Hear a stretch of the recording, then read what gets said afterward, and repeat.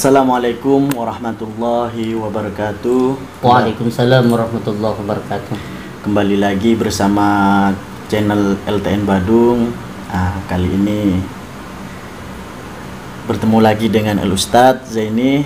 Assalamualaikum Ustadz, gimana kabarnya? Waalaikumsalam warahmatullahi wabarakatuh. Alhamdulillah sehat. Sehat ya Ustadz. Bulan Ramadan harus sehat. Harus sehat ya. Sumu tasihu.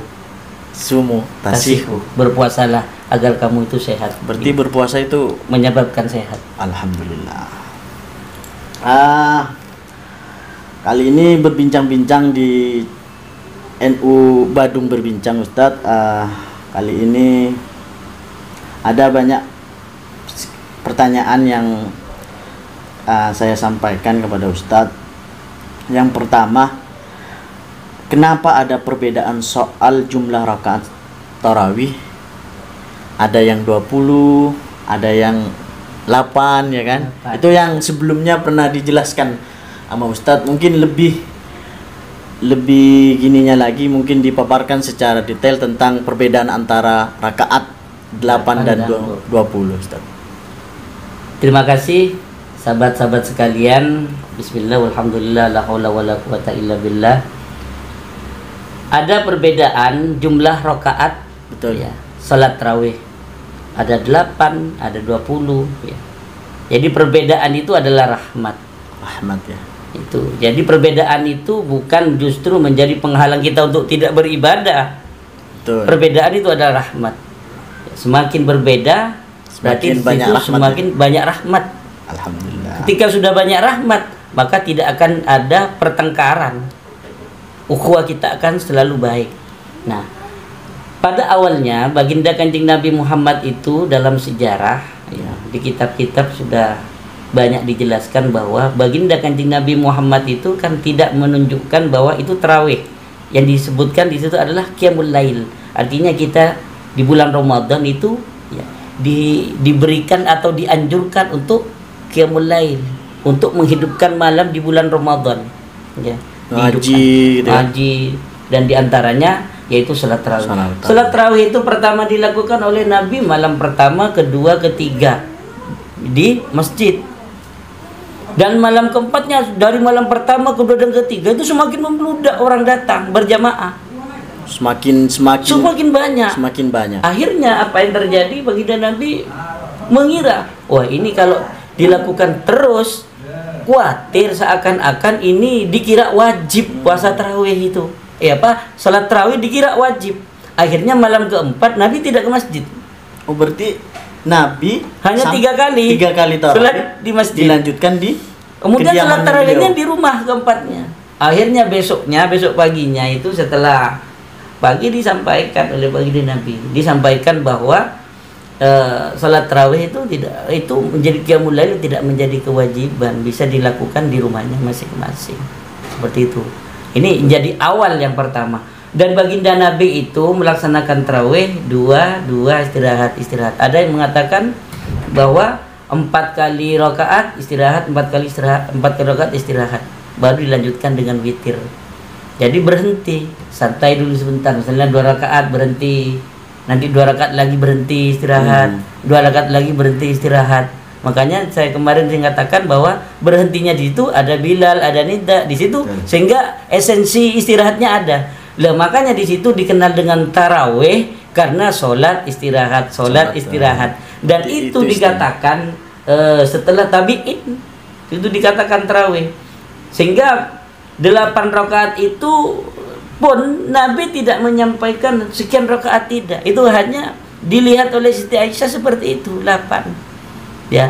Kemudian setelah Umar bin Khattab di situ baru dilanjutkan sampai 20 rakaat. Ya, dilanjutkan sampai 20 rakaat. Tidak ada perbedaan di situ, semuanya sama. Ya. Kita tidak mau memperuncing 8 rakaat atau 20 rakaat karena ibadah itu tergantung hatinya masing-masing. Ibadah itu tidak dilihat dari lamanya beribadah. Ya, kemudian sama dengan sedekah. Orang sedekah itu tidak akan dilihat dari besarnya sedekah, tapi keikhlasan dalam hatinya. Nah, kalau kita bandingkan misalnya yang 8 rakaat ikhlas, 8 rakaat ikhlas, Yang 20 rakaat ikhlas. Milih yang mana? Kan 12. Pak, yang milih kan 20 rakaat, 12-nya itu nambah lagi kebaikan. Kan seperti itu. Kalau kita bandingkan mana yang lebih baik? Saya tanya dulu. Kalau Anda itu mengatakan mana yang lebih baik, 8 rakaat atau 20 rakaat, saya tanya dulu dengan Anda. Anda 20 rakaat ikhlas. 10 rakaat ikhlas. Milih yang mana? Kan yang 20 yang lebih banyak. Karena 12-nya itu adalah tambahan kebaikan. Oleh karena itu ulama-ulama kita mengajarkan kepada kaum nahdien, menganjurkan untuk melaksanakan sholat tarawih itu 20 rakaat untuk menambah kebaikan lagi. Karena di situ ada waktu kesempatan yang baik di bulan Ramadan. Sehingga yang 8 rakaat ditambah lagi bonus 12 rakaat untuk menambah kebaikan. Berarti perbedaan itu rahmat. Rahmat, jangan diperuncing. Yang dipermasalahkan sekarang yang enggak sholat tarawih gitu kan. Ngomongnya ini kamu sholat yang 8, saya lebih gini, padahal cuma tarawihnya cuma 1 kali, Ustaz. Iya, itu yang di ya terkadang kan banyaknya kaum sekarang itu yang diperbincangkan antara 8 atau 20 itu kan saya yakin itu kan yang cuma tarawihnya cuma awal tarawih, awal puasa biasanya. Makanya saya katakan orang yang membeda-bedakan 8-20 itu biasanya orang yang nggak tarawih, yang nggak ikhlas gitu kan. Nggak ikhlas. Tapi kalau ikhlas itu nggak akan melihat. Betul. Jangankan kalau orang sudah ikhlas ya, itu sudah lupa segalanya, lupa rugi, lupa capek. Berarti lupa sudah saya melaksanakan 8 rakaat atau 20 gitu kan. Jadi kita nggak akan dihitung nanti 20 rakaatnya sudah. Tapi kesenangan kita dengan sholat ya, dengan sholat yang luar biasa. Beda, coba dah kalau nggak percaya. Misalnya ada teman-teman yang cerita ketika sholat tarawih di Mekah, nggak terasa walaupun itu mau menghatamkan. itu luar biasa. Kenapa? Itu kecintaan kita. Berarti tergantung pada diri sendirinya. Diri kita sendiri. Lanjut untuk pertanyaan yang selanjutnya, Ustadz. Banyak di saudara-saudara kita yang ingin bisa salat tarawih, tapi karena kondisi kerja yang disibukkan mungkin dengan kewajiban juga untuk mencari nafkah untuk istri dan anaknya yang sudah punya istri mungkin, Ustadz, sehingga tidak sempat ikut berjemaah di masjid. Bagaimana solusinya? Saya katakan tadi, jadi salat tarawih itu tidak harus di masjid. Karena ada perbedaan. Untuk memakmurkan masjid, maka kita dianjurkan untuk sholat berjamaah maktubah. Yang wajib duhur, asar, kemudian maghrib, isya dan subuh itu di masjid. Tapi untuk sholat tarawih, misalnya sholat-sholat yang lain, maka untuk memakmurkan rumah kita, perbanyaklah sholat sunnah di rumah kita. Jadi di rumah kita sholatnya. Dan dulu ya baginda Nabi itu sholat tarawihnya ya di rumah, kadang di masjid ya kadang di rumah. Nah, itu menunjukkan bahwa ketika sholat tarawih itu merupakan sunnah ya, menunjukkan bahwa sholat tarawih itu adalah sunnah. Kalau wajib pasti dilakukan di masjid. Itu perbedaannya. Makanya kalau kita misalnya tidak sempat ke masjid, apalagi sekarang masa pandemi, betul, ya nggak boleh bawa anak, sekali lagi sekarang perempuan dibatasi, kan? Perempuan juga nggak boleh sekarang bawa anak, perempuan juga nggak boleh, dibatasi juga. Kalau sudah safnya sudah cukup maka ditutup masjid. Tidak masalah kita sholat tarawih bersama istri di rumah. Yang jelas lebih afdal sholat tarawih itu berjamaah, dan berjamaahnya itu tidak harus ada di masjid. Kita ajak istri kita, anak atau tetangga rumah untuk sholat di rumah kita. Berarti solusinya kita bisa melaksanakan di meskipun kita melaksanakan kewajiban dulu untuk kerja, umpamanya kan waktu mungkin kerja itu di malam hari, kita bisa melaksanakan dengan keluarga sholat jamaah dengan bisa pulang kerja di malam hari rumahnya. Jadi solusinya kita tetap bisa melaksanakan tarawih. Ya. Artinya kita itu tidak menjadi penghalang untuk kita bisa melakukan sholat tarawih gitu kan. Tanpa kita harus untuk ke masjid, kita bisa juga melaksanakan tarawih di rumah dengan keluarga. Luar biasa. Selanjutnya Ustadz, ada ini yang tren di kaum muda yang sekarang, kaum milenial ya, sepertinya tarawihnya itu awal-awal puasa dan penutup biasanya itu yang sering biasanya kan awal-awal tarawih itu banyak shop itu sampai full Ustaz. Biasanya saya masih kecil gitu kan. Itu pertama itu banyak Ustaz. Tapi nanti kalau sudah pertengahan ini udah shopnya itu kelihatan udah berapa ini. Tapi nanti kalau udah mau lebaran, 5 hari menginjak lebaran itu udah penuh lagi Ustaz. Itu gimana itu mungkin Ustaz? Jadi itu model gendang. Model gendang. Ya di depan ada, di tengah plong, di belakang ada itu ya. Karena begini.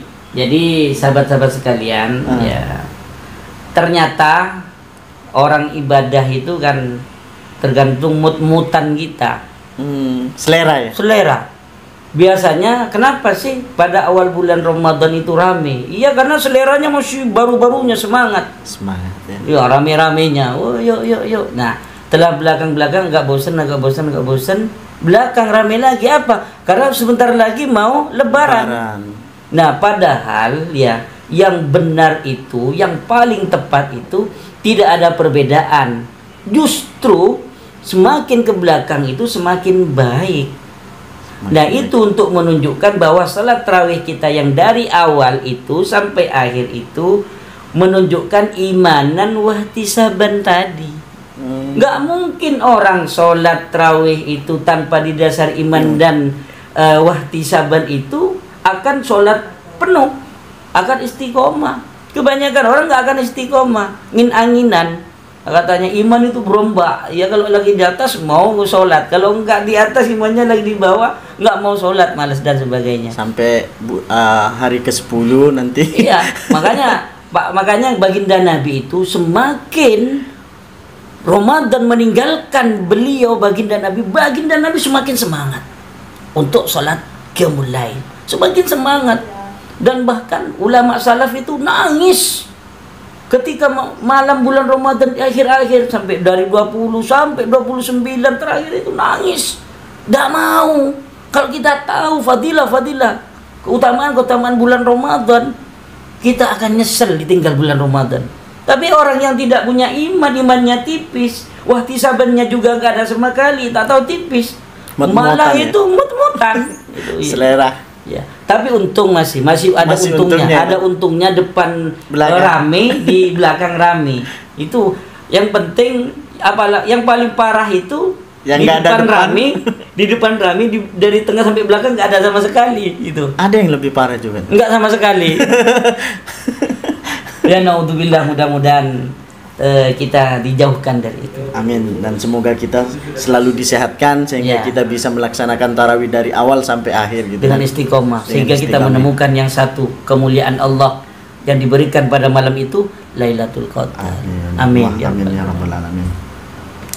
Selanjutnya Ustadz, ini yang cukup unik dan penting. Ada salat tarawih versi yang kilat gitu kan? Ada yang versinya slow kayak naik beca gitu kan.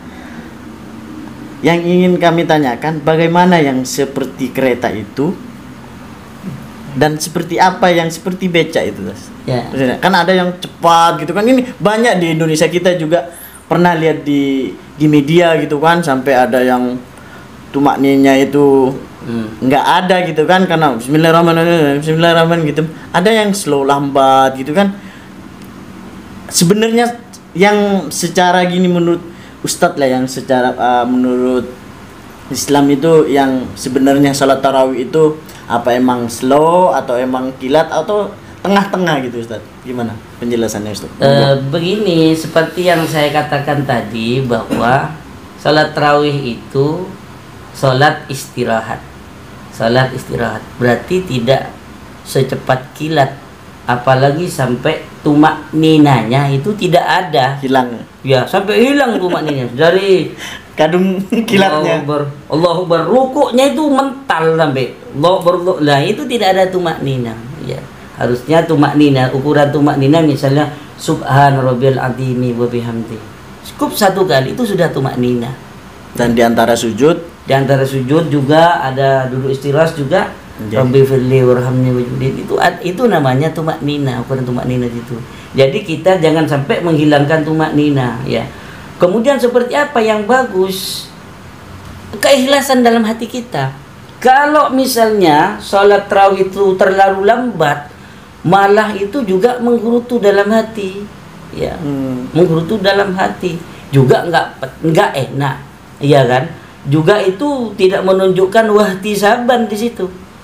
Karena ketika Allah Bismillahirrahmanirrahim misalnya diukir Bismillah bacaannya sampai lama, akhirnya ada kesempatan setan untuk membisikkan ke telinga kita.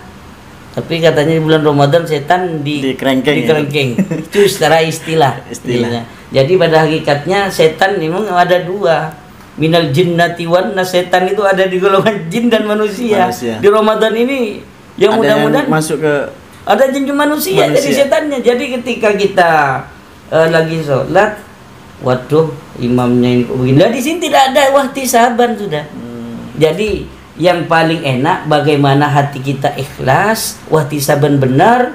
Yang jelas ketika kita sholat berjamaah, ya kita harus tahu diri. Karena orang sholat berjamaah itu bukan sholat sendirian. Karena ada warga kita di belakang, makmum kita. Khawatir makmumnya di belakang sudah tua atau masih anak kecil, ya yang sedang-sedang saja.